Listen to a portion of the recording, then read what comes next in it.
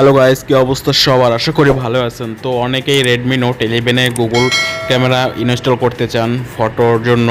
তো অনেক ভালো ফটো দেয় গুগল ক্যামেরা। তো আজকে কীভাবে গুগল ক্যামেরা ইনস্টল করতে হয় আপনাদের দেখাবো। তো ভিডিওটি ভালো লাগলে অবশ্যই সাবস্ক্রাইব করবেন।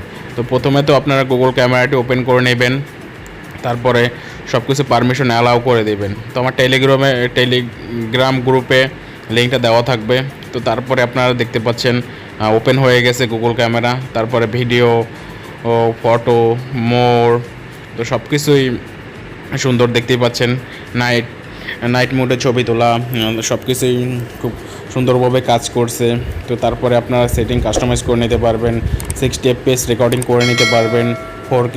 তো যাদের ফোনে 4K সাপোর্ট দেয় বা 8K সাপোর্ট দেয় তারাও ইনস্টল করে নিতে পারবেন। তো রেডমি নোট 11-এ 4K সাপোর্ট দেয় না, সেটা আপনারা জানেন অবশ্যই।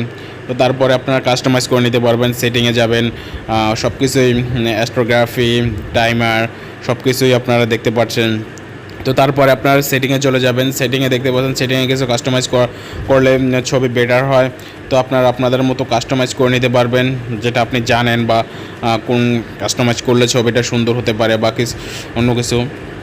তো তারপরে আপনারা এরকম অ্যাডভান্স ফিচারে যাবেন। তো অ্যাডভান্সে মোটামুটি অনেক কিছুই দেওয়া আছে, কালার বাড়ানো কমানো, কোনটা কী করবেন আপনি না করবেন, তো লোকেশন সব কিছুই। তারপরে এরকম আপনারা চলে যাবেন। তো আজকের মতো এই পর্যন্তই। তো আমার টেলিগ্রাম গ্রুপে লিঙ্কটা দেওয়া থাকবে গুগল ক্যামেরার। তো ভিডিওটি ভালো লাগলে অবশ্যই সাবস্ক্রাইব করে যাবেন, পাশে থাকা বেল আইকনটি বাজিয়ে দেবেন।